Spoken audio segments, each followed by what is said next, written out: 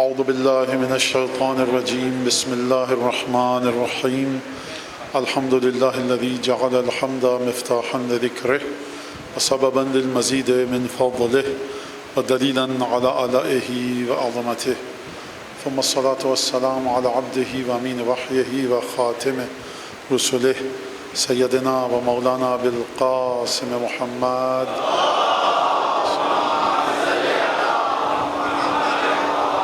وعلى أهل بيته الطيبين الطاهرين الذين أذهب الله عنهم الرجس وطهرهم تطهيرا.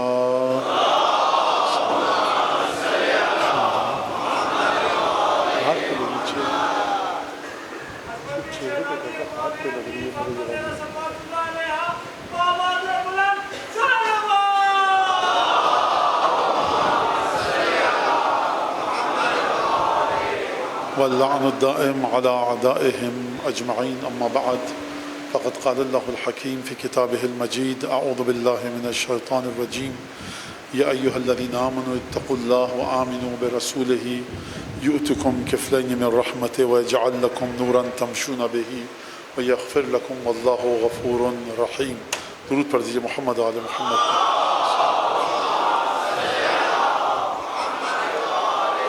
اے ایمان لانے والوں، تقوی اختیار کرو، اللہ اور اس کے رسول پر ایمان لاؤ تاکہ اللہ تم کو دونوں حصے رسول کی رحمت کے دے دے اور تم کو ایک نور عطا کرے کہ جس کے ذریعے تم پاپی عادت چل سکو، مشی کر سکو اور فاصلوں کو طے کر سکو، قدم بڑھا سکو.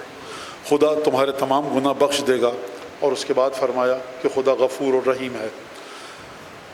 حالات آپ کے سامنے ہیں، خطاب اتنا تفصیل کے ساتھ نہیں رہے گا، اور آپ سب حضرات نے جو دعا کی یقین کیجیے تہ دل سے، ایک بہت حقیر لفظ ہے کہ میں کہوں تہ دل سے آپ کا شکر گزار ہوں، بلکہ ایک عجیب انداز سے آپ کی دعائیں ہیں جو لگی ہیں الحمدللہ. اور آپ دعا کیجئے کہ مجلس انشاءاللہ ایک حد تک ہو جائے اور جو عزاداران سید الشہداء آئے ہیں یہاں پر فضائل سننے کے لیے، مصائب سننے کے لیے، حضرت ابوالفضل عباس سلام اللہ علیہ سے منسوب ہے آج کی شب، تو انشاءاللہ تعالی مکمل جو مضمون سوچ کر آئے ہوں وہ آپ کے سامنے پیش کر پاؤں. اور اس سلسلے میں یقیناً مجھے یقین ہے کہ میرے بھائی، میرے بچے، بزرگ اور میری مائیں بہنیں، بیٹیاں بہنیں سب دعا کر رہی ہوں گی، اور حضرت حجت کی بارگاہ میں اس عزاداری کی قبولیت کے لیے اور ہم سب کے دلوں میں خلوص عطا ہو حضرت کی جانب سے، اور حضرت اپنے دفتر میں ہم کو عزاداران سید الشہداء میں ثبت و ضبط فرمائیں. حضرت کے پرسے اور تعزیت کے لیے مولا کے بلند آواز سے ایک دفعہ درود بھیج دیجیے.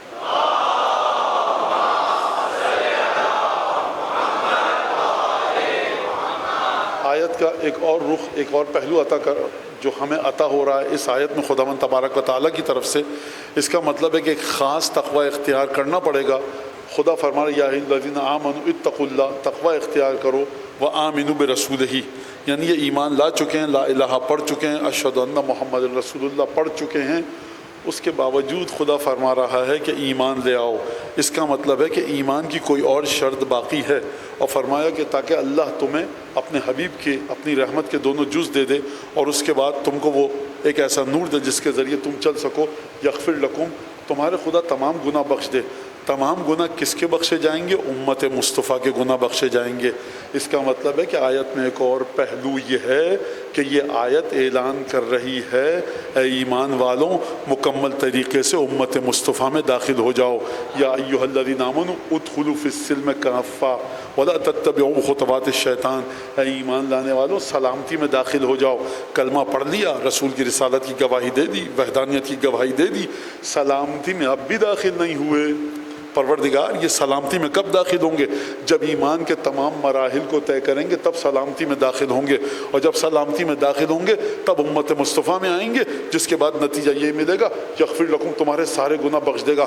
تو سمجھ میں آیا کہ یہ ایمان وہ ہے جس کے بعد آپ امت مصطفیٰ میں داخلے کے لائق بنیں گے. حدیث کی مدد لے کر گفتگو کو مختصر کروں، نہ آپ کا وقت ضائع کروں، نہ اپنے کو زحمت میں ڈالوں.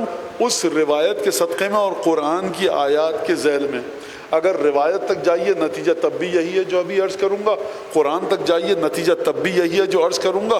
جب بھی کوئی گداگر، فقیر، بھکاری مانگنے والا مدینے میں آیا، ایک دفعہ سید الشہداء کی خدمت میں آیا، کہا کہ بھائی مجھے آپ سے کچھ مدد چاہیے پیسوں کی. سید الشہداء نے کہا کہ دیکھو میں نے اپنے نانا سے یہ سنا ہے کہ جب بھی سوال کرو یا عربی شریف سے کرو یا ذو وجن سبھی سے کرو. ان دو خصوصیت پہ گفتگو کروں گا میں. عربی اصیل، رجل شریف، اور صاحب وجہ سبھی. چہرہ جاذب نظر ہو، خوبصورت ہو، نورانی ہو، اس سے سوال کرو، یا کسی شریف عرب سے سوال کرو، یا کسی اصیل خاندان والے سے سوال کرو. ہر ایک کے دروازے پہ مدینے میں مت چلے جانا. دے صدا اے دل مگر نقش قدم کو دیکھ کر. دے صدا اے دل مگر نقش قدم کو دیکھ کر. ایسے بھی در ہیں کبھی جن پر کوئی سائل نہ تھا. یہ سائل ہمیشہ اسی گھر پہ کیوں آتا ہے؟ دیکھیے جس جگہ قدموں کے نشان زیادہ ہوں گے، سائل بھی دیکھتا ہوگا کچی زمین پر کہ اس گھر پہ اتنی آم و درخت ہے، یا یہ مانگنے والوں کے قدم ہوں گے، یا ضرورت مندوں کے قدم ہوں گے، یا مہمانوں کے قدم ہوں گے. مانگنے والوں کے گداگروں کے قدم ہو تب بھی در کریم ہے، محتاجوں اور ضرورت مندوں کے قدم ہو تب بھی یہ در کریم ہے، رشتہ داروں کے قدم دوست اور احباب کے ہیں تب بھی یہ در کریم ہے، کیونکہ اس سے مہمان نوازی نکلتی ہے. تو اسی لیے فرمایا کہ دے صدا اے دل مگر نقش قدم کو دیکھ کر. کوئی ہے جو اللہ کے نام پہ دے دے؟ گداگر آواز لگائے کوچے میں، نقش قدم کو دیکھ کر.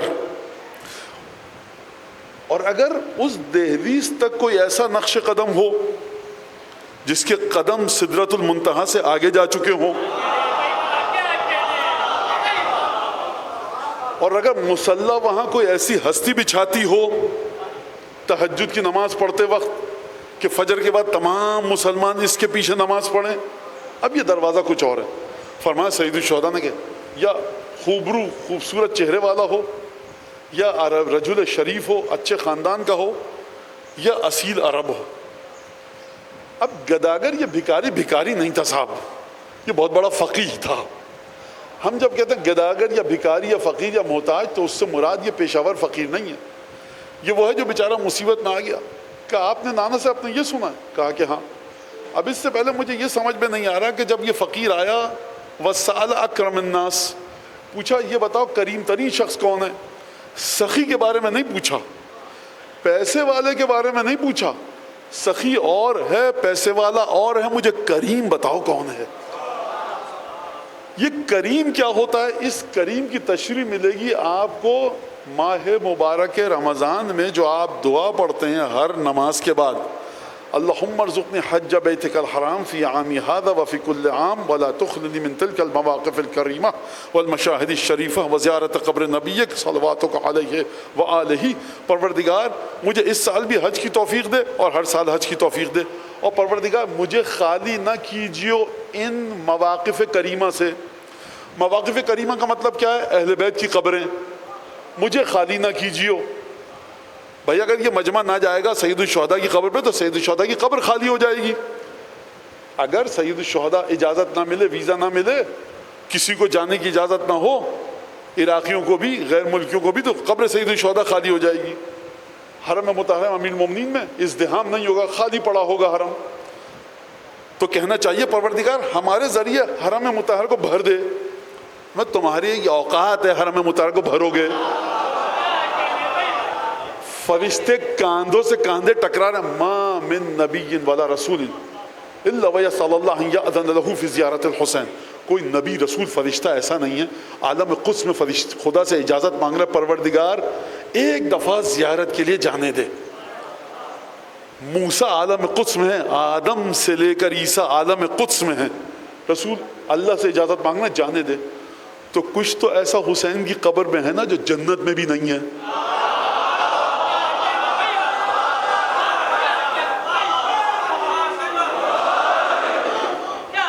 آپ کی اپنے رب سے ملاقات کہاں ہوتی ہے؟ مولانا رب سے ملاقات ہو ہی نہیں سکتی. اللہ کوئی ہماری طرح تھوڑی نا جسم نہ جسم، جو سمجھے جسم جسمانیات ہے وہ کافر ہے. رب سے ملاقات ہوتی کہاں ہے؟ کس جگہ پر ہوتی ہے؟ اس کے لیے 14 5 12 ہیں، کوئی اور گنتی نہیں ہے. کیوں؟ کہا جو حسین ابن علی کی زیارت کرے گا فَكَأَنَّمَا زَارَ اللَّهَ، ایسا ہے اس نے خدا کی زیارت کی. خدا کو کہاں ڈھونڈتے ہیں؟ در حسین ابن علی کی زیارت کے بعد ملے گا. کہا کہ دیکھو من زار امیر المومنین تفتح له ابواب السماء. مولانا یہ نہیں فرمایا تفتحو، فرمایا تفتحو. یہ تفتحو اور تفتحو میں فرق کیا ہے؟ دونوں کا مادہ ہے کہ فتحین. تفتحو اور تفتحو میں فرق کیا ہے؟ تفتحو کا مطلب یہ کھل رہے ہیں، تفتحو کا مطلب یہ کھل رہے ہیں. تو چھٹے امام نے کیوں فرمایا تفتح له ابواب السماء؟ جو زیارت کو جائے گا ہمارے جد کی، اس کے لیے آسمان کے دروازے نہیں کھلیں گے. ایک ایک دروازہ، جتنے بھی آسمان کے دروازے زمین پر برکتوں کو بھیجتے ہیں، سب کھل جائیں گے.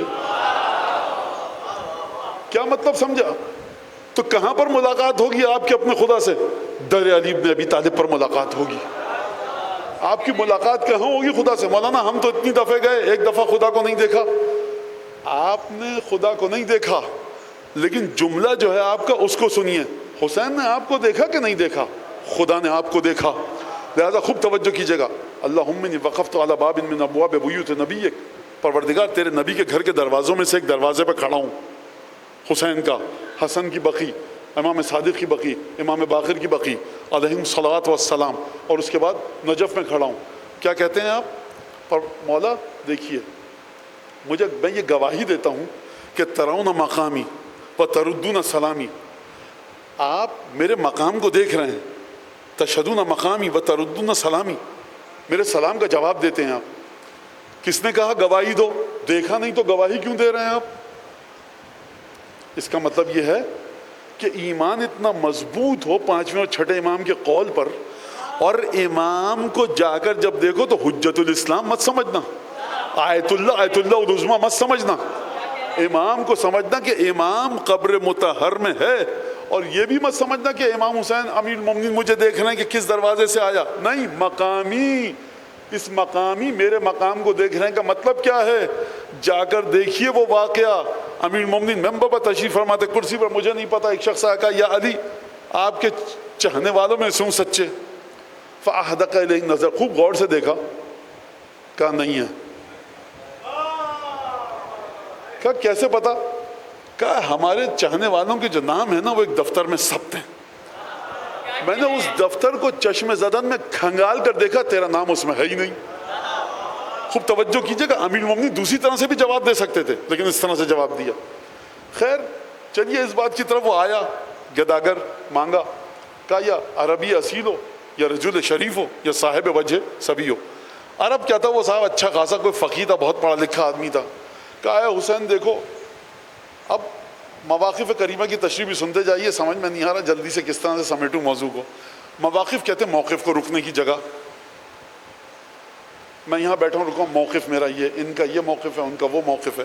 آپ کہتے ہیں آپ کا موقف کیا ہے ملک کے سیاسی حالات کے بارے میں؟ یعنی سیاسی حالات میں آپ کہاں ٹھہرے ہوئے ہیں؟ موقف مواقف کریمہ. پروردگار لا تخلنی، مجھے خالی مت کر ان روزوں سے، ان روزوں کو خالی نہ کر پروردگار. ہم جاتے نہیں، روزے خالی نہ ہوں. کیا کہا میں نے؟ آپ بھریں گے. اتنے ملائکہ کا ازدحام ہے، یہ بشر نجاست کا پوٹلا، یہ وہاں جائے گا تو امام حسین کے لیے فخر کا مقام ہے. حاشا وکلا، نعوذ باللہ. یعنی پروردگار میرے وجود کو میرے مولا کے قبروں سے خالی نہ کر. مسلسل جاتا رہوں زیارت پر. میں جب جاتا ہوں زیارت پر تو مولا کے رواق کو، ذریعہ مطہر والے حجرے کو میں نہیں بھرتا، اس حجرے کی برکتیں میرے وجود کو بھرتی ہیں. سمجھ میں آیا اب آپ کے؟ غیب و شہود. بخدا مجھے بڑا افسوس ہے کہ جس طرح سے میں گفتگو کرنا چاہتا تھا نہیں کر پا رہا. آخری 4 دن میں نے رکھے تھے کہ گفتگو مسلسل غیب و شہود پر ہوگی، لیکن بہرحال اب جو بھی ہے سن لیجئے. پروردگار مجھے خالی نہ کیجو ان مواقف کریمہ سے. مواقف کریمہ کا مطلب کیا ہے؟ وہ ٹھہرنے کی جگہ جو عزیز ہے، عزت دیتی ہے. یہ کیسے عزت دیتے ہیں؟ ہر دروازے پہ جائیے، 10 سے سوال دراز کیجئے، بھیک کا ذلیل ہو جائیے گا. سوائے 5، 12، 14 کے ان کی بارگاہ میں جو جتنی گدائی کرے گا، یہ ذلیل نہیں کرتے اپنے گداگر کو، عزت دیتے ہیں. تو یہ آیا حسین ابن علی کے دروازے پر، کہا اکرم الناس کون ہے؟ سخی نہیں چاہیے. کہا سخی بہت دے گا، ہو سکتا ہے کبھی احسان جتا دے. پیسے والا اگر سخی اور کرم نہیں ہے تو اس کے دروازے پہ تو جاؤں گا ہی نہیں. مجھے بتا اکرم الناس. کہا بھائی یہی ہے. گئے، فرمایا میرے نانا نے یہ کہا. کہا کہ اے حسین تم نے جو پوچھا تو رجل شریف صاحب قرآن تم سے بڑھ کر کون ہے؟ جلدی جلدی گزاروں اس منزل کو. اور جو تم نے کہا عربی اصیل، تو یہ بتاؤ حسین فإن العرب، عرب نے جب رسول کو اپنے اندر، جب رسول عرب کی سرزمین پر پیدا ہوئے، افتخرت العرب بجدک، تم کہتے ہو اچھے عرب سے پوچھوں؟ بھئی یہ عربوں کی کیا اوقات ہے، اگر رسول نہ ہوتے تو ان کے عزت نہ ملتی. تمہارے جد مکے میں پیدا ہوئے عربوں نے عزت پائی. اب یہ جو تم نے کہا دونوں چیزیں تمہارے سے ہی منسوب ہے حسین. یعنی اگر تم کہو گے عربی اصیل تو تم ہو، اگر تم کہو گے کہ اچھا خاندان تو تم ہو، رجل شریف تو تم ہو، اور اگر عربی خاندان کی بات کرو تمہارے نانا کی وجہ سے عزت ملی. اور اب ایک اور جملہ کہا اس گداگر نے، کہا کہ اب یہ بات کرو کہ رجل ذو وجہ سبی، خوبصورت خوبرو نورانی چہرے والا. تو دیکھو بھائی حسین میں نے ایک بات تمہارے نانا سے سنی ہے، اگر تم نے ایک حدیث بتائی ہے نانا کی تو میں بھی ایک بتا دوں. میں نے تمہارے نانا سے سنا تھا من اراد ان ینظر الی وجہی، جو چاہتا ہے کہ میرے چہرے کی طرف نگاہ کرے تو اسے چاہیے حسن اور حسین کے چہرے کو دیکھے. تو اب آپ مجھے بتاؤ حسین کہ تم سے زیادہ چہرہ کس کا نورانی ہے؟ امام حسین نے اس کو عطا کیا. تو لہٰذا اب یہ امت مسلمہ میں اگر جائیں گے تب آپ کو دونوں حصے ملیں گے. اس کا مطلب ایمان کے کچھ مراحل آپ کو طے کرنے پڑیں گے. تو یہ ہم نے بات کر لی. اور یجعل لکم نورا تمشون بہ، تمہیں خدا ایک نور دے گا جس کے ذریعے تم چلو گے پیدل. تو فرمایا چھٹے امام نے عجیب انداز سے جملہ کہ امام تأتمون بہ، ایک امام دے گا خدا تم کو جس کے پیچھے چلو گے. کیا مطلب؟ آپ جو اپنی زندگی کے مسائل کو حل کرتے ہیں کیسے کرتے ہیں؟ چھٹے امام نے فرمایا کہ وہ دعا پڑھو، پانچویں امام نے فرمایا وہ دعا پڑھو. اچھا جب آپ وہ دعا پڑھتے ہیں تو ہمیشہ مشکل حل ہو جاتی ہے؟ ورنہ مشکل تو نہیں حل ہوتی. کراچی کی دیواروں پہ اتنی چاکنگ ہوئی ہوئی ہے، کسی بھی جائیے اتنے سارے نام ہیں، ہر مشکل کا حل موجود ہے. آئیے فون نمبر بھی ہے، وہاں چلے جائیے. کیوں نہیں جاتے؟ عربی کا ایک جملہ ہے، ایک جانور ہے دنیا میں بڑا وفاداری میں مشہور ہے، ہماری روایتوں میں آیا ہے، یہ جب کھانا کھاتا ہے نا اپنے مالک کے ہاتھ سے کھاتا ہے اور یہ تبسبس کرتا ہے. تبسبس جانتے ہیں کس کو کہتے ہیں؟ بعض کے مزاج پہ گرا گزرتی ہے، پیشانی پہ بل آ جاتے ہیں. جب میں مثال دیتا ہوں، آ جائیں میاں بل تمہارے پیشانی پہ. کتا جب اپنے مالک کے آگے دم ہلاتا ہے نا وفاداری کی علامت کرتے ہوئے تو اسے کہتے ہیں تبسبس، جو کہ روایات میں آیا ہے. اور جو وفادار ترین کتا ہوتا ہے نا مالک سے کہتا ہے مالک تیرے کسی کام کا نہیں ہوں لیکن روٹی جو تیرے ہاتھ سے ملے گی وہ کھاؤں گا، بھوکا مر جاؤں گا، غیر کے ہاتھ کی روٹی نہیں کھاؤں گا. لہٰذا جب آپ کو چھٹے اور پانچویں امام کی دعائیں پڑھنے کے باوجود حالات بہتر نہیں ہوتے، اس کے باوجود بھی آپ ان کے دروں پہ نہیں جاتے جن کی وال چاکنگ ہوئی ہوئی ہے. کیوں نہیں جاتے؟ اس وجہ سے نہیں جاتے کہ ایمان کا یہ مرحلہ ہے کہ ہم پانچویں چھٹے 12 5 14 کے پیچھے اس لیے نہیں چل رہے کہ دنیا مل جائے، اس لیے چل رہے ہیں کہ ان کی مودت دل میں ہے، حق رسالت ادا کر رہے ہیں. اور مرحلہ وہ ہے کہ ہم ان کو اس وجہ سے نہیں مانتے کہ مادیت کو حل کریں گے. جی چاہے گا حل کر دیں گے، نہیں جی چاہے گا حل نہیں کریں گے. لیکن ایک بات تو طے ہے کہ کرم کے ساتھ دیں گے، جو بھی دیں گے عزت کو رتی برابر خدشہ دار نہیں کریں گے. یہ ایک ان کی کیفیت. اور پھر فرمایا امام، اور اس کے بعد فرمایا یہ ولایت علی سے مراد ہے جو تم کو دی جائے گی، واللہ غفور رحیم. اب ہم نے زیارت عاشورہ پہ بات کی تھی. السلام علیکہ یا وارث رسول اللہ، السلام علیکہ وارث آدم صفت اللہ، السلام علیکہ وارث نوح نبی اللہ، السلام علیکہ وارث ابراہیم خلیل اللہ، موسیٰ کلیم اللہ، اور اس کے بعد عیسیٰ روح اللہ، اور اس کے بعد جناب ابراہیم کی وراثت، پھر اس کے بعد رسول خدا کی وراثت، جناب سیدہ کی وراثت، امام حسن مجتبیٰ کی وراثت. اشارہ کر دوں، کل اس پہ مزید تفصیل سے گفتگو کروں گا، اشارہ کر کے آج نکل جاؤں. اس وقت تک یاد رکھے پورا مجمع جو بیٹھا ہے، قتل حسین ابن علی سے بڑا کوئی جرم اور گناہ نہیں ہے، قتل امیر المومنین سے بڑا کوئی گناہ نہیں ہے، ائمہ کے قاتلوں سے بڑا کوئی شخص گناہ گار نہیں ہے.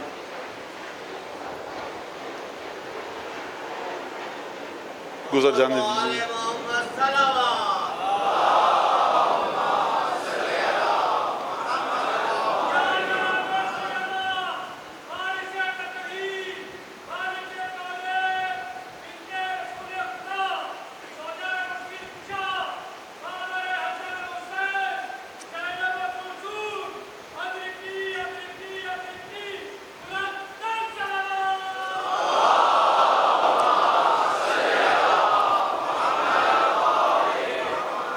بات کو آگے بڑھاتا ہوں، تھوڑی سی خشک ہوگی بات، مسئلہ بڑا اہم ہے۔ عزاداران حسین ابن علی کی فکر کے خلاف چلتے ہیں، یہ تصادم میں ہے آقا حسین سے، یہ کہا گیا۔ کیوں؟ آقا حسین تو کہہ رہے ہیں یزید سے میں اس لیے نفرت کرتا ہوں، یزید یہ گناہ کرتا ہے، اور آپ ہیں کہ ہر نوحے میں کہے جا رہے ہیں کہ ہمارے مولا کو قتل کیا، تو آپ یزید سے اسی بنیاد پر نفرت کیجئے جس بنیاد پر امام حسین نفرت کرتے ہیں۔ پہلے تو حضور یہ بتائیے کہ آپ کو کس نے بتایا کہ امام حسین اس بنیاد پر نفرت کرتے ہیں؟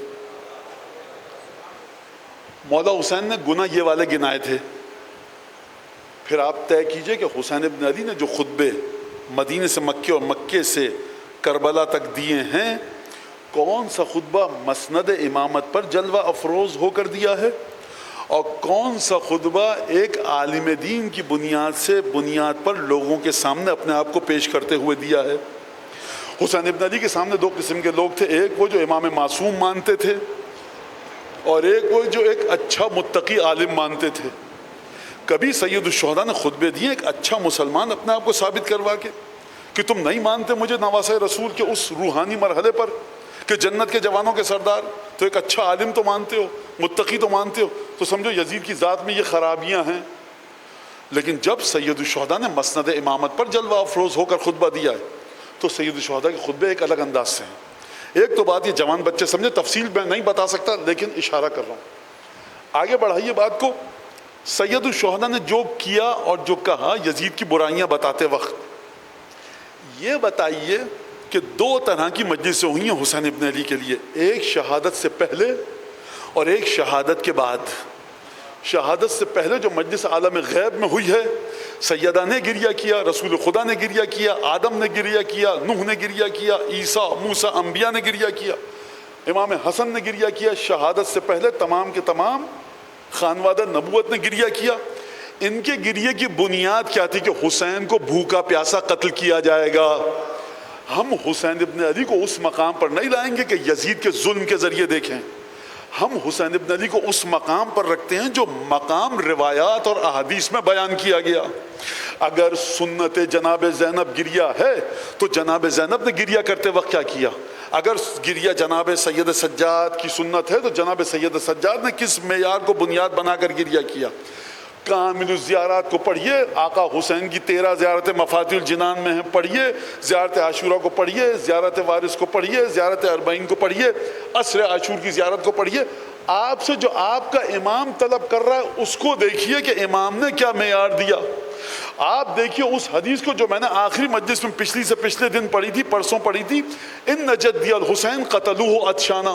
حضرت حجت 12ویں امام کے جملے ہوں گے کہ میرے جد حسین کو لوگوں نے مظلومیت کے ساتھ پیاس کے عالم میں شہید کیا۔ سید ساجدین نے جب قبر بنائی تو قبر پر کیا لکھا؟ ھذا حسین ابن علی الذی قتلوہ عطشانہ، یہ اس حسین کی قبر ہے کہ جس کو پیاسا شہید کیا گیا۔ سید الشہداء نے اپنا تعارف کیا کرایا؟ انا قتیل العبرات، میں وہ قتیل ہوں، کشتہ اشک ہوں، جس کو جب بھی میرے چاہنے والے یاد کریں گے آنکھوں سے آنسو نکلیں گے۔ آپ چاہنے والوں کو وہ چیز دکھائیے جو حسین ابن علی ان کی ذمہ داری معین کر کے گئے۔ یزید کی نجس عینک کے ذریعے ہم کو حسین ابن علی مت دکھائیے، ہم کو خانوادہ طہارت کے ذریعے بتائیے کہ آپ کو کہا کیا گیا۔ میں مثال دیتا ہوں آپ کو، لوگ کہتے ہیں سب سے پاکیزہ ترین مقام خانہ کعبہ کے اندر کا حصہ ہے، طواف مت کیجئے، وہیں جا کے گھومتے رہیے، جب طواف کرنا ہے تو اندر جا کے کیجئے طواف، بہترین حصہ ہے خانہ کعبہ کے اندر۔ آپ کہیں مولانا حج باطل ہو گیا، بھائی کیوں باطل ہو گیا؟ اس لیے کہ حکم یہ ہے کہ مقام ابراہیم اور حجر اسود کے درمیان طواف کیجئے، اندر جا کے طواف نہ کیجئے۔ تو سمجھ میں آیا آپ کے کہ جو آپ کو بتایا گیا ہے اس معیار کو سمجھنے کی کوشش کیجئے۔ اگر کسی نے شہادت سید الشہداء کے بعد کسی اور چیز کو معیار بنایا ہے تو آپ اس کو معیار بنائیے، جس چیز کو معیار نہیں بنایا آپ اس کو درمیان میں نہ لائیے۔ پہلی بات تو میں نے ختم کی۔ اب چلیے، السلام علیکم وارثہ امیر المومنین ولی اللہ، مولا آپ وارث ہیں امیر المومنین کے۔ یہ میں نے کیوں انتخاب کر رہا ہوں، یہاں پہ بات کر رہا ہوں، امیر المومنین سید الشہداء کا گہرا تعلق ہے۔ وہ گہرا تعلق تو امام مجتبیٰ سے بھی ہے، وہی تعلق 8ویں امام سے 9ویں امام سے عرض کیا تھا میں نے، سار اللہ وابن سارے، امام حسین بھی خدا کا خون ہے، امیر المومنین بھی خدا کا خون ہے، امیر المومنین بھی قتیل خدا ہیں، خدا کے قبیلے کا مقتول، سید الشہداء بھی خدا کے قبیلے کے مقتول۔ یہ 2 جملے میں نے آپ کے سامنے پیش کیے تھے۔ لہٰذا خوب توجہ کیجئے، حتیٰ مصائب کو بیان کرنے کا طریقہ بھی امام بیان کر کے گئے ہیں۔ ایمان کے مراحل، یا ایھا الذین آمنوا اتقوا اللہ وآمنوا برسولہ، اے ایمان لانے والوں ایمان لے آؤ، جو ایمان لائے ہو تقوی اختیار کرو اور رسول پر ایمان لے آؤ۔ یہ رسول پر ایمان لے آؤ کن سے کہہ رہا ہے خدا؟ صاحبان ایمان سے کہہ رہا ہے۔ ان کو ڈھونڈیے یہ کون لوگ ہیں جو ایمان لانے والوں کے درمیان تو ہیں لیکن مومن نہیں ہیں، ایمان لانے والوں کے درمیان ہے لیکن مومن نہیں ہیں۔ عجیب مرحلہ۔ چلیے سورہ احزاب اور جنگ خندق۔ جنگ خندق کا ذکر آتا ہے، آپ سب کے ذہنوں میں ایک بڑی واضح تصویر آ جاتی ہے۔ یا ایھا الذین آمنوا اذکروا نعمت اللہ علیکم اذ جاءتکم جنودا فارسلنا علیہم ریحا وجنودا لم تروها وکان اللہ بما تعملون بصیرا۔ اے ایمان لانے والو، یاد کرو ہماری اس نعمت کو جنگ خندق میں کہ جب تمہارے پاس لشکر آئے بڑے خطرناک قسم کے 10,000 کفار مل کر، فارسلنا علیہم جنودا، ہم نے ان کے اوپر فارسلنا علیہم ریحا، ہم نے ایک تیز ہوا نازل کی، وجنودا لم تروها، اور ایسا لشکر نازل کیا جو تم نہیں دیکھ سکتے، وکان اللہ بما تعملون بصیرا، اور جو تم کام انجام دے رہے تھے خدا خوب دیکھ رہا تھا۔ تو اب ذرا چلیے کس طرح سے میں شروع کروں اور کس طرح سے گفتگو کو آیات قرآن کے ساتھ شروع کریں گے۔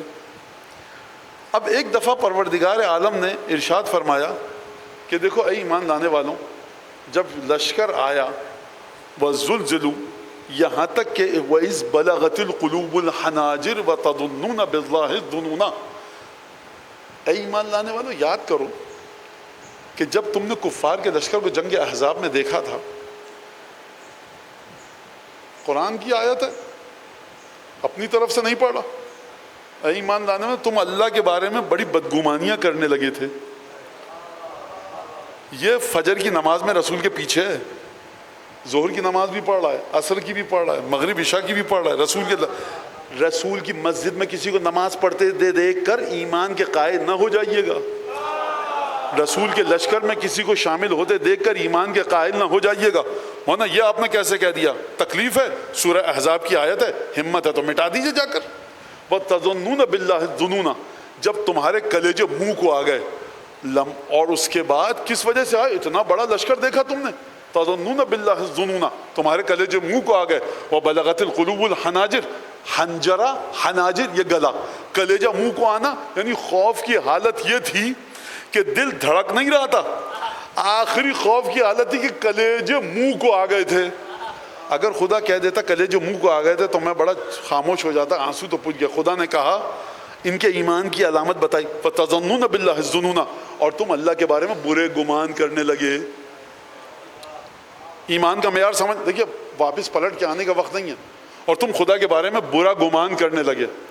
مجھے بتائیے جو برا گمان کرے خدا کے بارے میں، تو اب خدا اس سے نہ کہے تو کس سے کہے؟ ایمان لانے والوں ارے بھیا ذرا اور ایمان لے آؤ، ہمارے بارے میں برا گمان تو نہ کرو۔ اس کا مطلب ہے کہ سورہ احزاب نے بتایا کہ خدا مخاطب ہے کس سے؟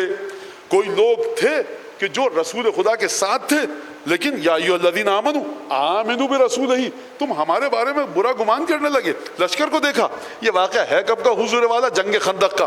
یہ بدر میں دیکھ چکے ہیں فتح، احد میں دیکھ چکے ہیں ان کی غلطی سے فتح شکست میں بدلی، یہ مختلف جنگوں کے موقع پر دیکھ چکے ہیں، فرشتوں کے نازل ہوتے وقت دیکھ چکے ہیں۔ اتنی علامتیں دیکھنے کے بعد اگر میں یہ کہوں کہ آج کراچی کا کوئی بھی سنی یا شیعہ بچہ ہو جو بیچارہ قرآن سینے سے لگا کر مدرسے جاتا ہے قرآن پڑھنے کے لیے، ان کا ایمان ان سے تو کم تھا۔ میرے شہر کا بچہ کسی بھی فرقے کا ہو، اس بچے کا ایمان ایسے لوگوں سے زیادہ ہے۔ اس بچے کے پاس آ کر کتا بھونکتا ہے نا، کہتا ہے قرآن میرے پاس ہے۔ ارے حضور رسول خدا کے روح انور کو دیکھ کر جس کا دل نہ سنبھلے، اس کو کیا مسلمان کہیے گا آپ؟ فَتَظُنُّونَ بِاللَّهِ الظُّنُونَ وَبَلَغَتِ الْقُلُوبُ الْحَنَاجِرَ. اور 10ویں آیت کے بعد خدا نے کہا، اس کے بعد والی آیت کے بعد خدا نے کہا وَإِذْ يَقُولُ الْمُنَافِقُونَ وَالَّذِينَ فِي قُلُوبِهِمْ مَرَضٌ. اور اے حبیب یاد کرو، اے مسلمانوں یاد کرو اس وقت کو کہ جب منافقین نے یہ کہا اور جن کے دلوں میں مرض ہے انہوں نے کہا. اس کا مطلب ہے کہ 2 گروہ ہو گئے رسول کے پیچھے، منافق بھی تھے اور کچھ ایسے تھے جن کے دلوں میں مرض ہے. اگر منافق اور بیمار دل والے ایک ہوتے خدا الگ کر کے نہ بتاتا، اور یہ دونوں اتنے پاک و پاکیزہ ہوتے تو خدا اس طرح سے ذکر نہ کرتا. اس کا مطلب یہ ہے ایمان ناقص ہے. جب ایمان ناقص ہے تو امت مصطفیٰ میں نہیں ہے. جب امت مصطفیٰ میں نہیں تو یہ دونوں کے دونوں منہ کے بل جہنم میں جائیں گے. ایک تو وہ کہ جو فی قلوبہم مرض، اور کون سے دوسرے؟ منافقین. یاد کرو اس وقت کو کہ منافقین کہنے لگے یقول المنافقون والذین فی قلوبہم مرض. لشکر کو دیکھا ہے انہوں نے، خوب توجہ کیجئے گا، جنگ شروع نہیں ہوئی ہے ابھی. تلواروں کی جھنا جھن، گھوڑوں کی ٹاپیں، نتنوں سے ہوائیں اور منہ سے ہنہناہٹ جب نکلے گی، یہ اس وقت کہاں کھڑا ہوگا؟ میرا تو سوال خدا سے ہے، آپ سے ہے ہی نہیں. اذ یقول المنافقون والذین فی قلوبہم مرض. تو 2 گروہ سمجھ میں آ گئے آپ کے. یہ نہ کہیے کہ رسول کے ساتھ منافق تھے، رسول کے ساتھ ایک اور گروہ بھی تھا جس کے دل میں مرض تھا، بیماری تھی. ما وعدنا اللہ ورسولہ الا غرورا. میں ایک لفظ پہ توجہ چاہوں گا. 10,000 کے لشکر کو دیکھ کر ان کے کفر کا مرحلہ سامنے آنے لگا. کہا کہ پہلے کہا برے پہلا خیال کیا آیا کفر کا؟ کلیجہ منہ کو آیا. دوسرا کیا آیا؟ بلغت القلوب الحناجر، کلیجہ منہ کو آ گئے. ہمیں اتنا ڈر رہے ہو بھائی؟ آنے کو کس نے کہا تھا؟ بقول قبلہ و کعبہ جناب مصطفیٰ جوہر کے، حسین ابن علی کا غم دل مستر میں رہتا ہے، بہر عنوان جیسے گھر کا مالک دل میں رہتا ہے. اور فراری سے نہ یہ پوچھو کہ آخر بھاگتا کیوں ہے، یہ پوچھو بھاگنا طے ہے تو کیوں لشکر میں رہتا ہے؟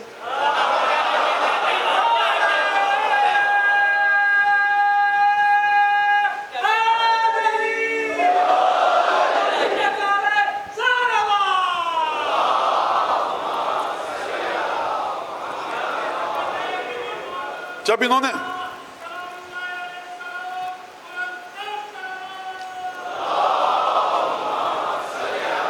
جب یہ آئے اور اس کے بعد جیسے ہی لشکر کو دیکھا، پہلا مرحلہ الذین یبلغون رسالات اللہ، جو لوگ اللہ کا پیغام پہنچاتے ہیں، لا یخشون، وہ کسی سے نہیں ڈرتے. اس کا مطلب ہے کہ یہ اس قابل بھی نہیں ہے کہ لا الہ الا اللہ کسی کو بتا سکے. دیکھیے مجھے آخر میں کام ہے ان تمام مطالب و مضامین سے جو آپ کے سامنے پیش کر رہا ہوں. جب لشکر کو دیکھا کلیجے منہ کو آئے، دل میں خدا کے بارے میں برا خیال آیا، اور جملہ کیا کہا؟ ما وعدنا اللہ ورسولہ الا غرورا. اللہ اور اس کے رسول نے سوائے جھوٹے وعدے کے ہم سے کچھ نہیں کیا. اب مجھے بتائیے، میاں ٹیکتے رہو پیشانی، رگڑتے رہو اپنی پیشانی، پڑھتے رہو قرآن اور کاٹتے رہو خانہ کعبہ کے چکر، تم خدا کو جھوٹا کہہ رہے ہو، تم رسول کو جھوٹا کہہ رہے ہو، تو ایمان بچا تو کیا خاک بچا؟ ما وعدنا اللہ ورسول الا غرورا. یہ ایک گروہ، بات ختم ہوئی. اب خدا دیکھیے کس شان سے آگے بڑھا، کیا کہنا ہے خدا کے. وَلَمَّا رَأَى الْمُؤْمِنُونَ الْأَحْزَابَ. اور صاحبان ایمان نے جب پورے لشکر کفار کو دیکھا تو کہنے لگے هَذَا مَا وَعَدَنَا اللَّهُ وَرَسُولُهُ. ارے یہی تو وہ وعدہ ہے جو اللہ اور اس کے رسول نے کیا تھا. خوب توجہ کیجئے گا، خوب توجہ کیجئے گا. اسی لشکر کو بیمار دل والے دیکھ رہے ہیں، اسی لشکر کو منافق دیکھ رہا ہے، کہہ رہا ہے جھوٹا وعدہ کیا اللہ اور اس کے رسول نے. اسی لشکر کو مومن دیکھ رہا ہے، کیا خوبصورت وعدہ کیا اللہ نے. اب سمجھ میں آیا جب حارث حمدانی سے مولا نے فرمایا تھا یا حار و حمدان من یمت یرانی من مؤمن و کافر قبلا یعرفنی طرفہ واعرفہ بنعتہ واسمہ وما فعلا. اے حارث حمدان گھبرانا مت، منافق یا مومن جو بھی مرے گا مجھے دیکھ کر مرے گا، ہوں گے علی ایک ہی. مومن دیکھے کہ بھائی یہی تو اللہ کا وعدہ تھا، یا علی میں آپ تک آؤں یا آپ مجھ تک آئیں گے. منافق جب دیکھے گا تو کہے گا یہ کون سا وعدہ ہے کچھ مجھے اس کے عذاب سے بچا دے. جو جنگ احزاب میں لشکر کفار سے چھپ رہے تھے وہ وہاں پر علی ابن ابی طالب سے چھپیں گے؟ ہیں علی ایک ہی. یہ سوچ ہے جو علی کو مختلف زاویے دے رہی ہے. کفار کا لشکر ہے ایک ہی، دل کا ایمان اور بیماری اور نفاق ہے جو دو تصویریں پیش کر رہا ہے. ھذا ما وعدنا اللہ ورسولہ الا غرورا. اب اس کے بعد یہ قصہ ختم ہوا. اب خندق کھدی ہوئی ہے، رسول خدا خیمے میں تشریف فرمائے. عمرو بن عبد ود عامری گھوڑا دوڑاتا ہوا آیا، جست لگائی چھلانگ اور خندق کے اس طرف. یہ اکیلا سوار آیا وہاں سے، اور رسول خدا کا خیمہ جو تھا اس کے گرد گھوڑا اپنا دوڑانے لگا. کہا حل من مبارزن، حل من مبارزن، ہے کوئی؟ این جنتکم اللتی، کہاں ہے وہ تمہاری جنت جس میں جانے کا بڑا شوق تھا؟ کہاں ہے وہ جہنم جس میں مجھے بھیجنا چاہتے تھے؟ علامہ شبلی نعمانی نے لکھا ہے خیمے میں جو جتنے بھی اصحاب تشریف فرما تھے ایسے بیٹھے تھے کأنہ علی رؤوسہم الطیر، ان کے سروں پر پرندے بیٹھو اگر ہلیں گے تو اڑ جائیں گے. یہ علامہ شبلی نعمانی کا جملہ، میرا نہیں ہے. یہ آپ سمجھتے ہیں کہ ان لوگوں کی توہین کر رہا ہوں جو خیمے میں بیٹھے تھے؟ نہیں، میں عمرو بن عبد ود کی بہادری بتا رہا ہوں آپ کو کہ اتنا عظیم الشان بہادر تھا. میں بھی ہوتا تو میں ایسے ہی بیٹھا ہوتا. میں قطعاً نہیں کہہ سکتا وہ جو بیٹھے تھے خیمے میں رسالت مآب کے وہ اتنے بزدل تھے، نہیں، حقیقت تو ہے. اب کون جائے گا لڑنے کے لیے؟ کہ حل من مبارزن. اب صاحب یہ کتنا عرصے چلا یہ سلسلہ؟ یہ میں نہیں بتاؤں گا، یہ خود عمرو بن عبد ود ہی بتائے گا. کہہ رہا لقد بحثت من النداء بجمعکم بجمعہم حل من مبارزن. ارے مسلمانوں گلا بیٹھ گیا پکار پکار کے، کوئی تو باہر نکلے. وَوَقَفْتُ إِذْ جَبُنَ الْمُشَجَّعُ وَخْفَةَ الرَّجُلِ الْمُنَاجِزِ. دیکھو جنگ میں جب آ کر میدان جنگ میں ٹھہرتا ہوں نا، اب خود مجھے بتائیے جو لوگ اپنے آپ کو عمرو بن عبد ود کا مد مقابل نہیں پا رہے، اس شعر کو سننے کے بعد ان کی کیا حالت ہوگی؟ سننے سے پہلے یہ کیفیت تھی. کہہ رہا ہے وَوَقَفْتُ إِذْ جَبُنَ الْمُشَجَّعُ وَخْفَةَ الرَّجُلِ الْمُنَاجِزِ. جنگ میں جب آتا ہوں نا تو جہاں بڑے بڑے بہادر بھاگ جاتے ہیں، میں بڑے بہادر مرد کی طرح ان جگہوں پر ڈٹا رہتا ہوں جہاں سے بہادر بھاگ جاتے ہیں. وَلِذَلِكَ لَمْ أَزَلْ مُتَسَرِّعًا نَحْوَ الْحَزَائِزِ. اسی لیے تم مجھے ہمیشہ دیکھو کہ میدان جنگ میں کپ کپاتے ہوئے پیروں کے ساتھ نہیں جاتا، جما کے دوڑتا ہوا جاتا ہوں اشتیاق کے ساتھ. إِنَّ الشَّجَاعَةَ فِي الْفَتَى وَالْجُودَ مِنْ أَحْسَنِ الْغَرَائِزِ. کوئی نوجوان اگر ہے سخاوت مند، شجاعت ہے، تو یہ بہترین صفت ہے اگر جوان ہو. اب جب عمرو بن عبد ود نے کہا کہ اب بھی مجھے بتانے کی ضرورت ہے کہ کون اٹھا اپنی جگہ سے،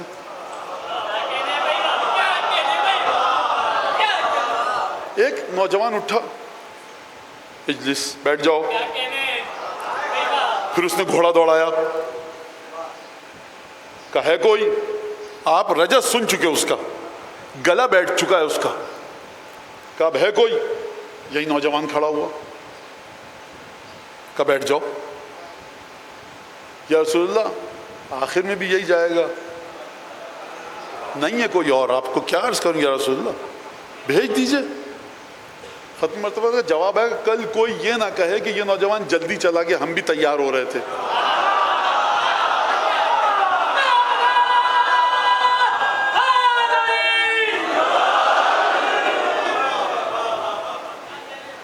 ہم سے کہتے آپ،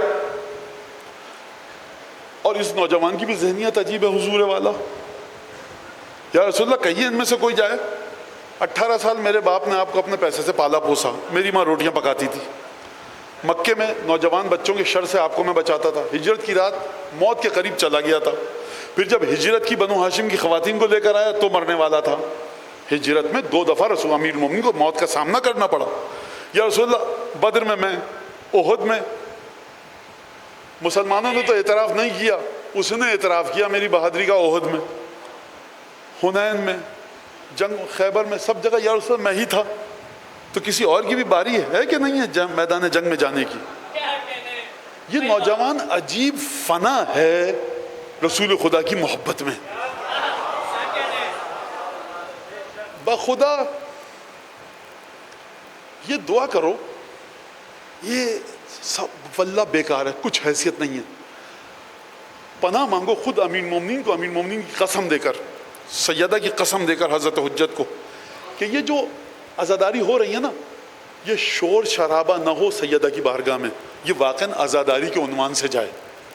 بعض کی نمازیں ہوتی ہیں اٹھک بیٹھک لکھتے ہیں فرشتے، بعض کے روزوں کو فاقہ لکھتے ہیں فرشتے، بعض کے تمام عبادتوں کو فرشتے کیا کہتے ہیں؟ فرشتے کہتے ہیں کہ یہ صرف عبادت نہیں ہے، راتوں کو عبادت نہیں کر رہا، جاگ رہا ہے، اٹھک بیٹھک ہے، شور شرابہ ہے، فاقہ ہے. وہاں نماز تہجد پڑھی، یہ کیا، ایکسرسائز تھی. دعا کریے بخدا، کوئی تکلف خطیبانہ جوش نہیں ہے. سیدہ کو قسم دیتے رہیے، بی بی آپ کے بیٹے کی عزا میں ہیں. جانتے ہو تمہارے چھٹے امام نے کیا فرمایا ہے؟ میرے چھٹے آقا نے کیا فرمایا ہے؟ مولا اے دادا جان سید الشہداء، اب کی علیہ کا آپ پر رو رہا ہوں، لیکون علی سندن، تاکہ چھٹے امام جانتے ہیں کون ہے؟ خدا کی زبان یعنی چھٹے امام. چھٹے امام فرما رہے ہیں اے دادا جان آپ پر گریہ کر رہا ہوں تاکہ یہ میرے لیے سند رہے. کس چیز کی سند؟ میرے اور آپ کے لیے سند ہے کہ مجھے جنت مل جائے، شفاعت نصیب ہو، قبر میں جاؤں عذاب نہ ہو. امام صادق کو ان میں سے کسی چیز کی ضرورت ہے؟ نہیں ہے. تو کیا فرما رہے ہیں؟ سند ہو. کس بات کی سند ہو؟ کہ میں حسین پر رونے والوں میں سے ہوں. مت سنیے ان بیکار کے نعروں کو، یوں روئے تو فائدہ نہیں، وہ روئے تو فائدہ نہیں. اگر رو رہے ہیں آپ حسین ابن علی کے مصائب کو سن کر، معمولی ترین مصائب جو لفظ کے لحاظ سے معمولی ہیں، اپنے مولا کو سامنے رکھو، گمراہیوں کی طرف کان مت دھرو. یہ مولانا اسے مت پوچھو امامت کیا ہے، مفادی آپ کے گھر میں پڑھیے، جا کر چھوڑیے پیچھے ہم مولاناؤں کا، کھولیے زیارت وارث، کھولیے جامع کبیرہ، کھولیے آل یاسین، دعائے ندبہ کو پڑھیے، جامع کبیرہ کو پڑھیے، 13 زیارتیں آقا سید الشہداء کی پڑھیے، جا کر امام زمانہ کی زیارتوں کو پڑھیے. یہ آپ کے گھر میں یونیورسٹی موجود ہے امامت کی، اور آپ مولانا کو درس ہے امامت پر. جس کو جامع کبیرہ امامت کا عقیدہ نہ دے سکے، اس کو اس روح خاکی کا کوئی مولانا کیا خاک امامت بتائے گا؟ خود توجہ سے سنیں بچے، خوب اچھی طرح سے. دعائے ندبہ کو دعا کے طور سے مت پڑھیے، تاریخ امامت کے طور سے پڑھیے. یہ دعا کہنا دعا ہے، اچھا پڑھ لیں گے، تاریخ امامت ہے دعائے ندبہ پوری. بہرحال یہ آیا، 2 دفعہ نوجوان کھڑا ہوا، کہا کہ بیٹھ جاؤ. خدا ایسی ماؤں کو سلامت رکھے، ایسے باپوں کو سلامت رکھے، اور چلے گئے ہیں تو ان کو بہترین رزق عطا فرمائے. جو دعائیں کرتے ہیں تو ان کی دعائیں چشم زدن میں عالم قدس میں قبول ہوتی ہیں. اس فرش پہ بھی بیٹھے ہیں، یقیناً 1 2 نہیں ہے، 10 ہی ہوں گے. اور کس طرح سے آپ کے ماں باپ نے عزاداری کو آپ تک پہنچایا، اسی عزاداری کو آپ کو آگے پہنچانا ہے. میں کیا کروں؟ جلدی سے سنیے. 2 دفعہ کھڑے ہوئے، اب تیسری دفعہ نہیں بٹھایا بھائی، 2 دفعہ کی حجت پوری ہوئی. عمامہ بعمامتہ وقلدہ سیفہ، اپنا امامہ باندھا امیر مومنین کے سر پر،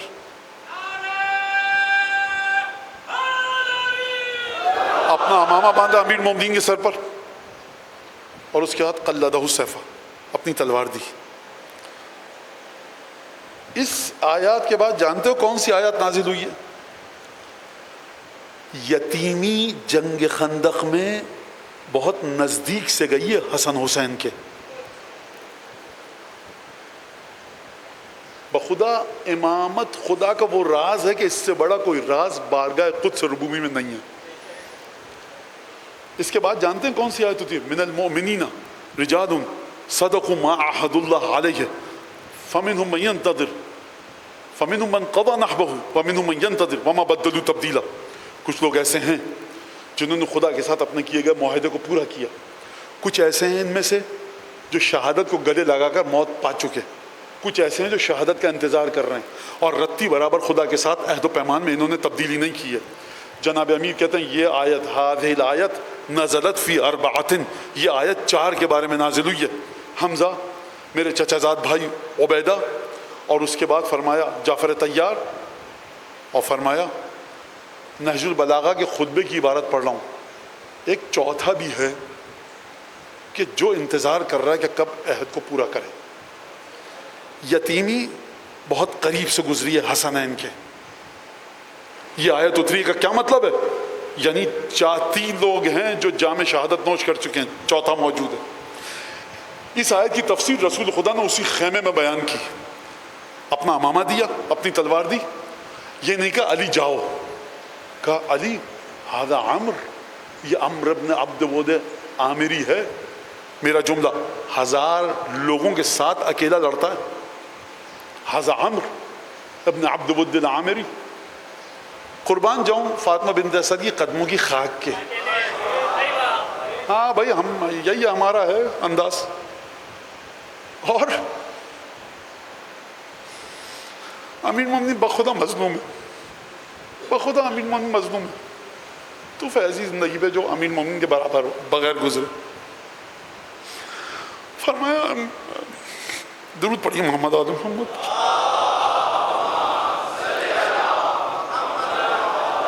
عجیب امامت ہے امیر مومنین کی. عجیب انسان ہے یہ, نہ جانے فرشتوں کے بالوں پر جھڑ چکے ہیں. کیا گئے, کہا کہ ہذا عمر, علی یہ عمر ہے. علی ابن ابی طالب نے بغیر کسی پس و پیش کے ہاں انا علی, میں علی ہوں. یہ اگر عمر ہے میں علی ہوں. جب خیمے سے دور چلے گئے نا عمر کے مقابلے پر, تو رسول خدا نے ہاتھ اٹھائے. علی کے سامنے ہاتھ نہیں اٹھائے. یا رسول اللہ دعا علی کے سامنے کر دیتے. علی کے جانے کے بعد چونکی کیا دعا کی سنیے, اللہم اخذت منی عبیدہ فی احد. خدایا تو نے میرے چچا زاد بھائی عبیدہ کو, چچا کو عبیدہ کو چھین لیا مجھ سے احد میں, بدر میں, احد میں حمزہ کو چھین لیا, جعفر طیار کو چھین لیا موتا میں. پروردگار یہ ایک بچا ہے بس. اتنے مسلمانوں میں رسول کو سوائے علی کے کوئی نہیں دکھ رہا. یہ اس وقت دعا کیوں نہیں کی جب علی کو اپنا امامہ باندھ رہے تھے, تلوار دے رہے تھے؟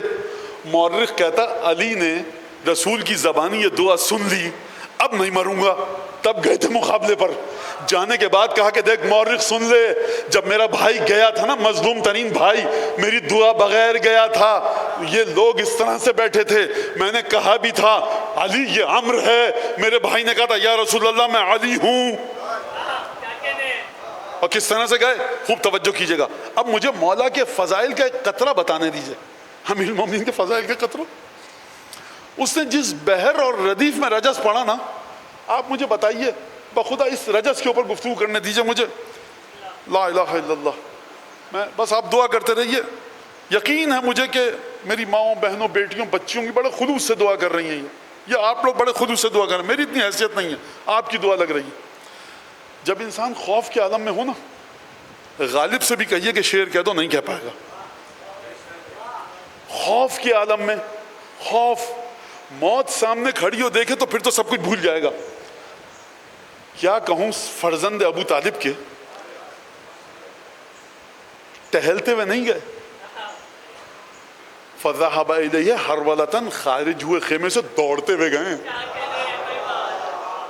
اور اس نے جس ردیف اور بحر میں رجس پڑھا تھا, مسلمانوں کی توہین کی تھی, امیر المومنین کو کتنا خوف تھا, ذہن کی سکون کے مرحلے پر تھا. اس رجس سے سمجھیے مولا کے. اس نے کہا کہاں ہو گلا, رجس تو یاد ہے عمرو بن عبد ود کا, کہا کہاں ہو گلا بیٹھ کے, لقد بحثت من النداء الى جمع محل من مبارزی, وقفت اذ جبن المشجع وقفة الرجل المناجزی, ان الجود فی الفتى والشجاعة من احسن الغرائز. تمام یاد ہے نا رجس.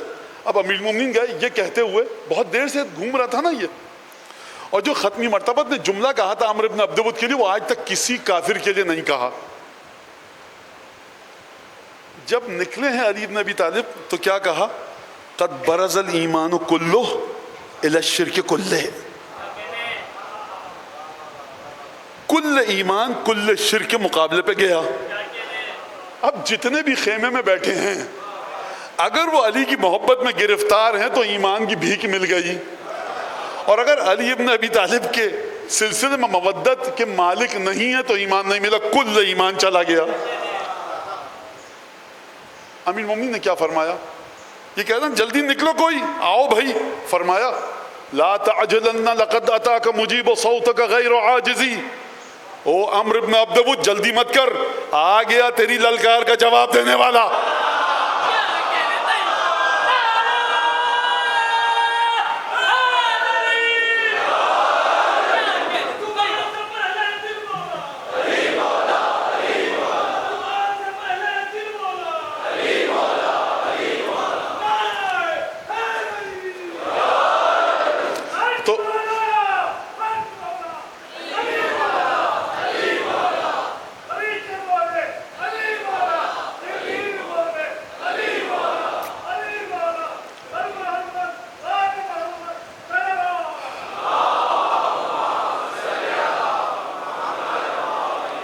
لقد اتاک مجیب صوتک غیر عاجزی.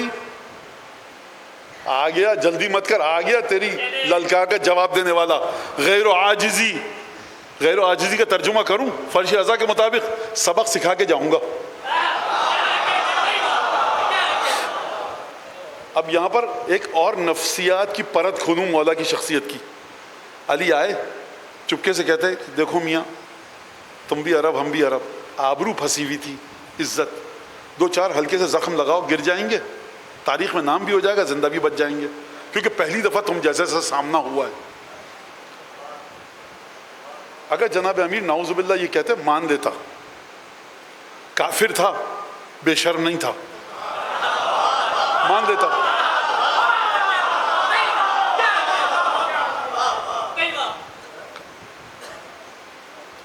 کہتے بہت سکون سے واپس چلے آتے، ایک دو ہلکی. یہ امیر المومنین نے سمپیتھی، ترحم حاصل کرنے کے تمام مواقع گنوا دیے. یعنی جو میں آ رہا ہوں نا لڑنے کے لیے، تیرے دل میں رحم کو خلق کر کے اپنے لیے نہیں آؤں گا.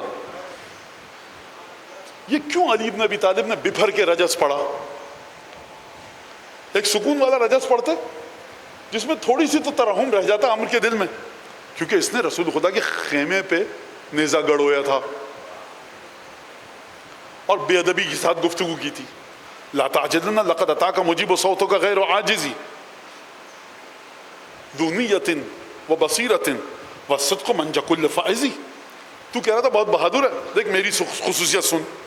سب سے پہلے تو پاک اور صاف نیت لے کر آیا ہوں، بصیرت ہے میرے اندر، یہ نہ کہے کل مورخ کہ دھوکے میں آ کر ارے یہ تو امر ہے. بصیرت، مجھے پورا ادراک ہے کہ کیا ہونے والا ہے.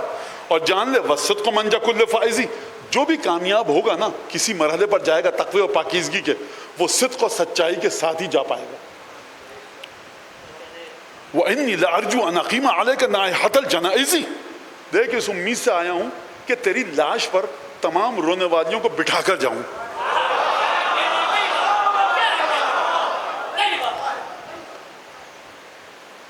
بِضَرْبَةٍ نَجْلَاءٍ بِضَرْبَةٍ نَجْلَاءٍ يَبْقَى ذِكْرُهَا عِنْدَ الْحَزَاهِزِ. ایک ضرب لگاؤں گا، کیا کہنے مولا، جنگ سے پہلے پتا تھا، ایک ایسی ضرب لگاؤں گا کہ واضح ہوگی. کیا مطلب واضح ہوگی؟ بڑی خطرناک ضرب لگاؤں گا. کتنی خطرناک ہوگی؟ فرمایا جب بھی جنگوں کا ذکر آئے گا نا اس ضربت کا ضرور ذکر آئے گا.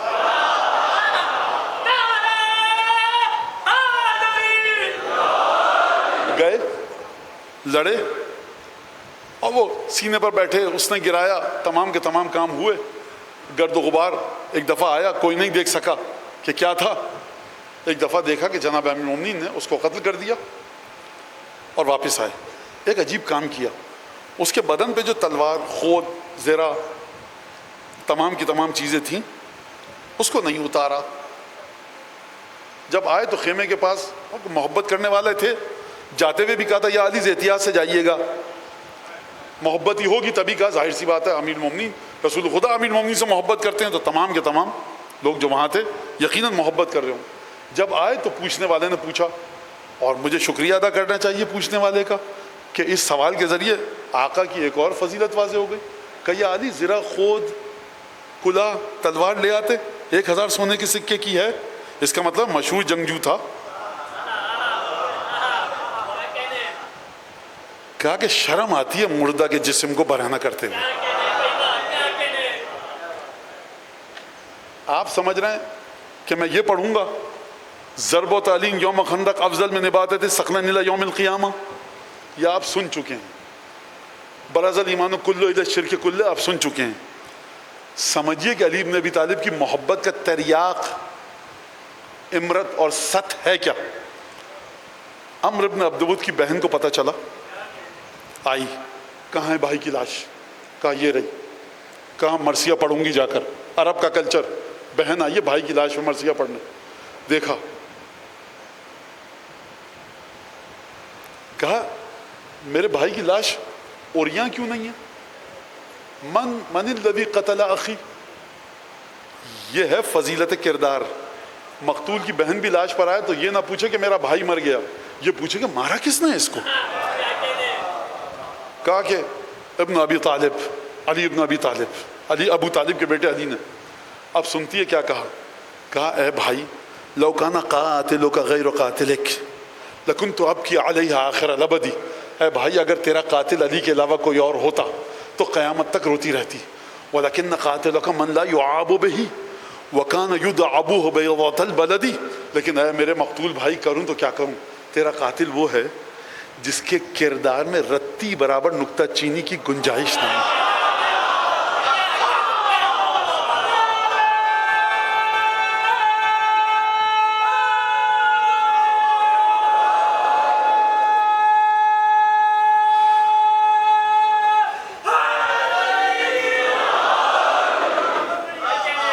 اس قاتل کے وجود میں نکتہ چینی کی گنجائش نہیں ہے. اور اس کا باپ کون تھا؟ ابو طالب. وہ تو مکے کا چاند تھا, مکے کا چاند. صاحب آپ مجھے بتائیے, تاریخ میں واقعہ لا کر دکھائیے, مقتول کی بہن آئی ہو جنازے پہ ماتم کرنے, مذہب مختلف ہو, طرز حیات مختلف ہو, دشمنی نسلی ہو, اور اس کے بعد جب جائے تو بھائی کا مرثیہ پڑھنے کے بجائے اپنے بھائی کے قاتل کا قصیدہ پڑھ کے جائے. تو صاحب ایسی ہستیوں کو سمجھنے کے لیے اسلام اور کفر نہیں چاہیے, بصیرت درکار ہے, بصیرت. لہذا امیر المومنین نے یہ جنگ کی.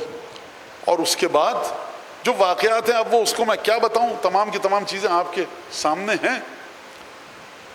یہ امیر المومنین, یہ السلام علیکم وارث امیر المومنین ولی اللہ, یہ ایک فضیلت ہے معمولی سی جناب امیر کے الفاظ کے حوالے سے. اور میں نے گفتگو کی ہے, اگر میرے بجائے سلمان فارسی آپ کو بتاتے تو کتنے گھنٹے تک بولتے, ابو ذر بتاتے, مالک اشتر, عمار بتاتے تو کیا گفتگو کرتے. اور سوچئے ذرا کہ حجت ابن الحسن ہمارے آخری امام جب مولا کے فضائل بتائیں گے تو کیسے بتائیں گے.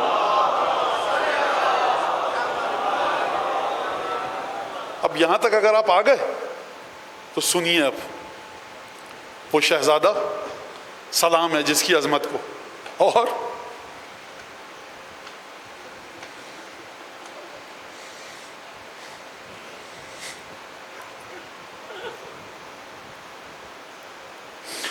مجھے نہیں پتا میں مولا عباس کے مصائب پڑھوں یا بی بی ام المؤمنین کی بارگاہ میں سلام عرض کروں.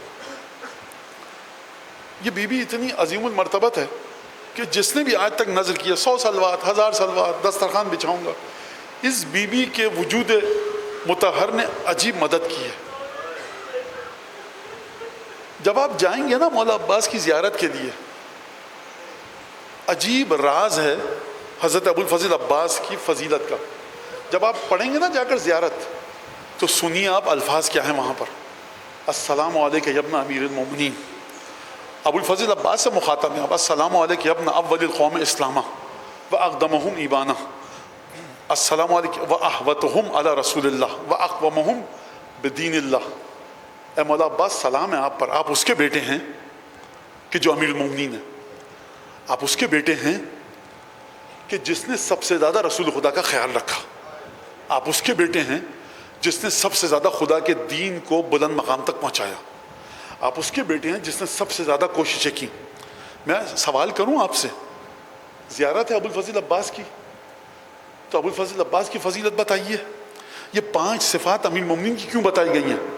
یعنی وراثت امیر المومنین اس انداز سے جو حسین ابن علی تک منتقل ہوئی وہ وراثت امامت ہے، علم لدنی ہے. لیکن یہ مت سمجھنا کہ ابو الفضل عباس تک علی ابن ابی طالب کی میراث نہیں گئی ہے. جس طرح سے ابو الفضل عباس کے وجود، امیر المومنین کے وجود میں یہ 5 صفات تھیں، اپنے زمانے میں ابو الفضل عباس میں 5 صفات ہیں. مولانا کہنا کیا چاہ رہے ہیں آپ؟ میں 5ویں امام سے مدد لوں گا. 5ویں امام سے فرمایا لعن اللہ من جہل حقک واستخف بحرمتک. اے چچا عباس، لعنت ہے اس پر جس نے قتل کیا مولا کو، وہ تو ہے ملعون. جس نے پانی روکا، جس نے اذیت دی، جس نے ایک تیر بھی چبھویا، مولا کو غلط نگاہ سے دیکھا کربلا کے میدان میں. نہیں، فرما رہے ہیں اے چچا عباس، لعنت ہے اس پر جس نے آپ کے حق کو خفیف اور ہلکا سمجھا. وہ جہل حق، جو آپ کے حق کو نہیں سمجھ پایا، لعنت ہے اس پر. اگلا جملہ بتاؤں، وَلَعَنَ اللَّهُ مَنْ حَالَ بَيْنَكَ وَبَيْنَ مَاءِ الْفُرَاتِ. اے چچا عباس، جو سبب بنا، اپنے الفاظ میں ترجمہ کروں، لعنت ہے اس پر جو سبب بنا کہ آپ کا ذوالجناح دیر میں فرات تک پہنچے. اس کا مطلب سمجھا آپ کیا ہے؟ اس کا مطلب یہ ہے بھائی اتنے شہید گئے، کسی کے سلسلے میں 5ویں امام نے لعنت نہیں کی کہ جس کے گھوڑے کی رفتار کو کفار یزید نے سست کیا اس پر لعنت. یا عباس پر کیوں؟ جانتے ہیں کیوں؟ کیونکہ دروازہ خیمہ پر سیدہ کی نواسیاں پیاسی کھڑی ہیں.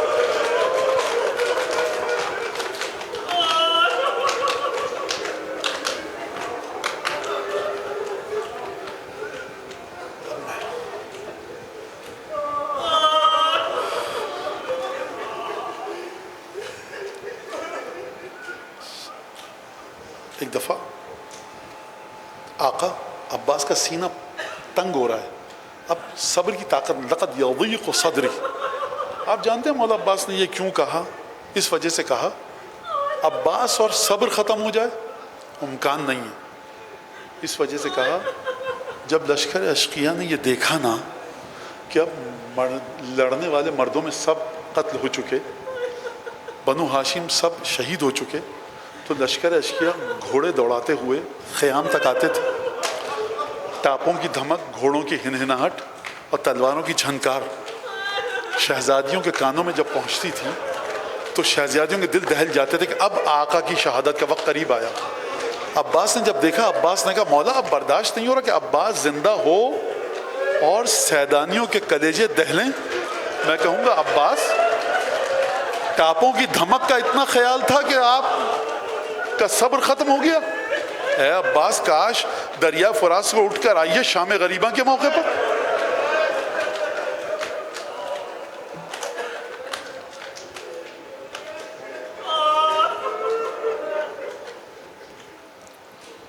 ایک دفعہ مولا نے مشکیزہ دیا، اس مشکیزے کے ساتھ سیدہ کی ایک 3 سالہ نواسی کی آرزویں بھی دریا پہ گئیں. ایک دفعہ عباس ذوالجناح پر سوار ہوئے اور گھوڑا دوڑاتے ہوئے 30,000 کے لشکر میں داخل ہوئے. ادھر عباس گئے دریا تک، یہاں تمام بھتیجے اور بھتیجیاں دروازے خیمہ پر موجود ہیں، کاسے ہاتھ میں لیے ہوئے. آپ جانتے ہیں کیوں کاسے لے کر ہاتھ میں کھڑے ہیں؟ کیونکہ بچوں کو یقین تھا کہ اگر ابو الفضل عباس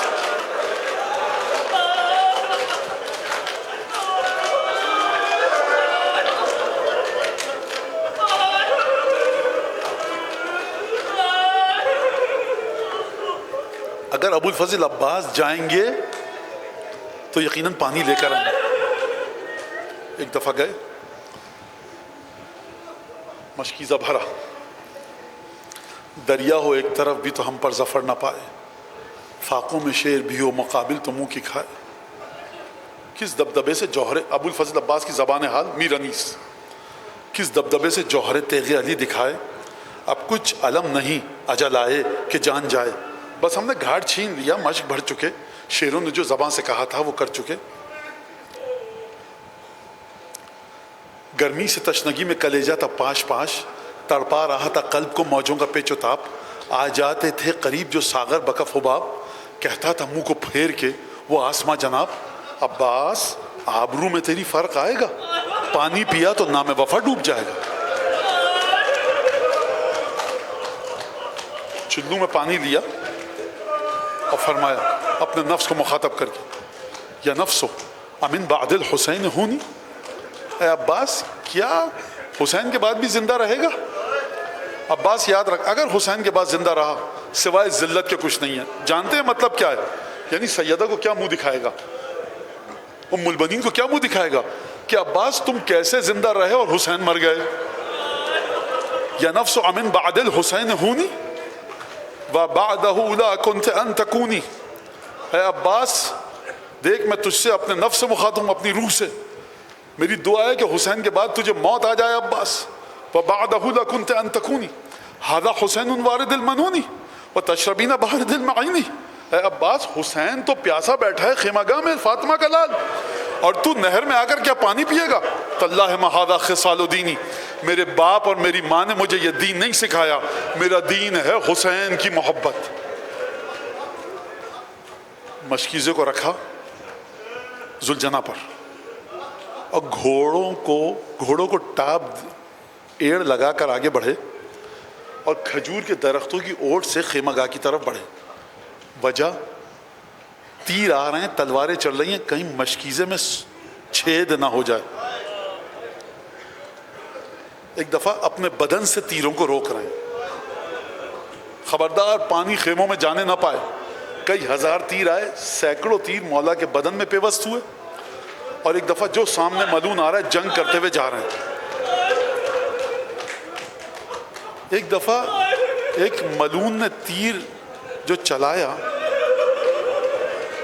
تو میں کہوں کہ پانی بہا نہیں, میں یہ نہیں کہوں گا, میں یہ نہیں کہوں گا پانی بہا, میں کہوں گا ایک دفعہ لگتا یہ ہے کہ حسین کے پیاسے بچوں کی شکل عباس کے سامنے آ گئی.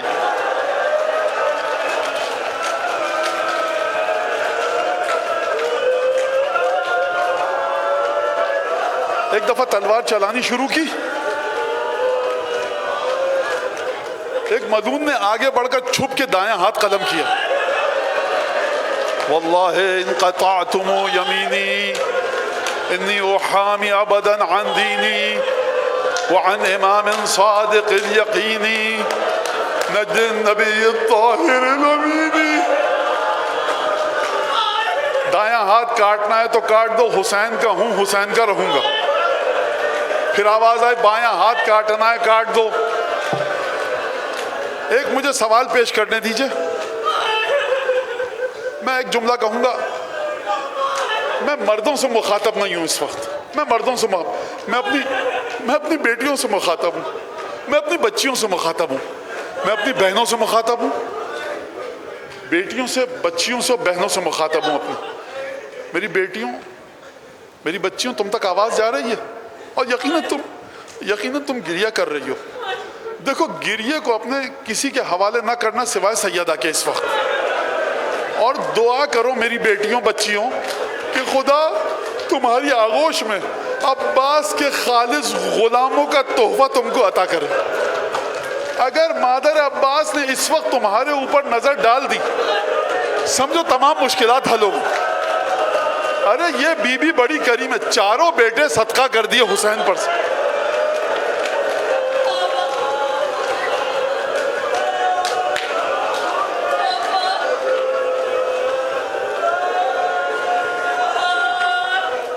آپ جانتے ہیں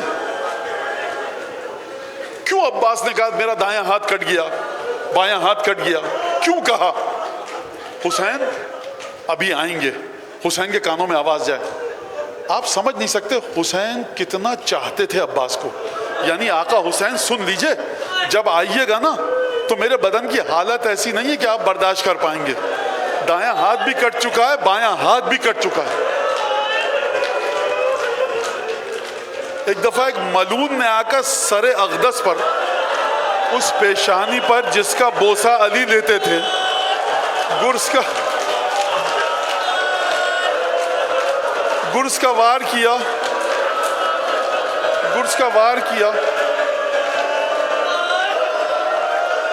عباس گھوڑے سے زمین پر آئے. یا اخا ادرک اخا, بھائی کی خبر لو.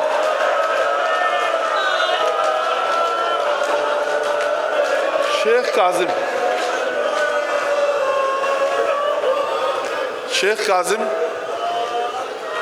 9 محرم کو کربلا میں ذاکر تھے مولا کے، مصائب پڑھتے تھے. ان کے دوست کے خواب میں مولا عباس نے کہا میرا پیغام جا کر شیخ کاظم کو دو کہ وہ 9 محرم کا ہمارے مصائب کیوں نہیں پڑھتا.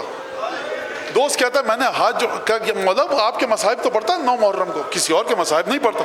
کہا نہیں، اس سے کہو ہمارے مصائب جب پڑھتا ہے یہ جملہ پڑھا کرے، ان الفارس اذا یتلقى علی الارض. بیٹا میرے ہاتھ جوڑ کے درخواست ہے مصائب پورے ہونے دو، ابھی تبرکات مت لانا، مصائب پورے خدا کے لیے میں ہاتھ جوڑ کے درخواست کر رہا ہوں. ان الفارس اذا یتلقى علی الارض.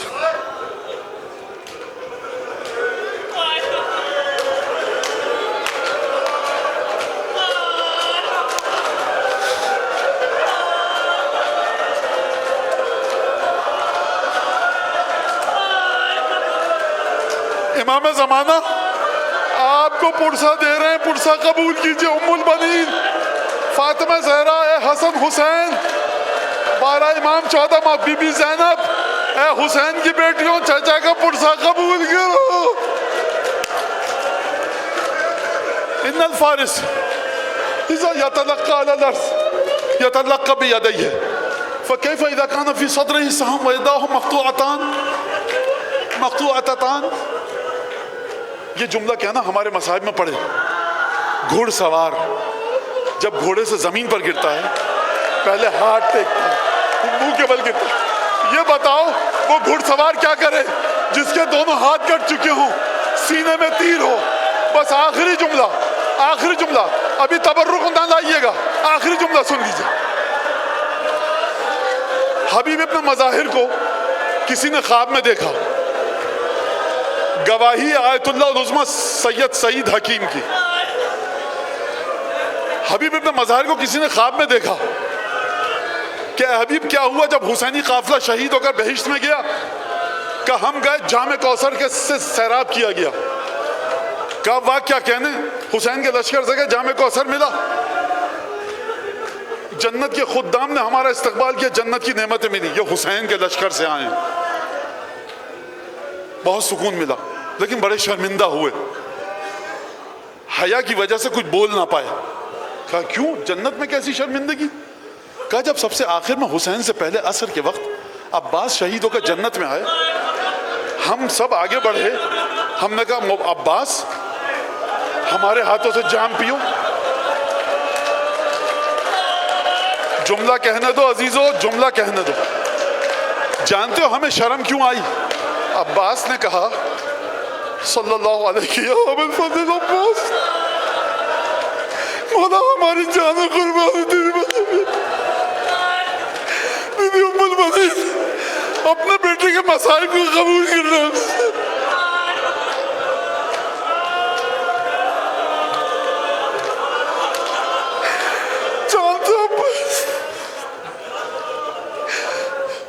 صلی اللہ علیہ یا فاطمہ الزہرا، جانتے عباس نے کیا کہا کیف اشرب واخی فی وسط المعرکۃ عطشانہ، میں کیسے پیوں، میرا بڑا بھائی حسین پیاسا ہے، 30,000 کے لشکر میں تنا ہے.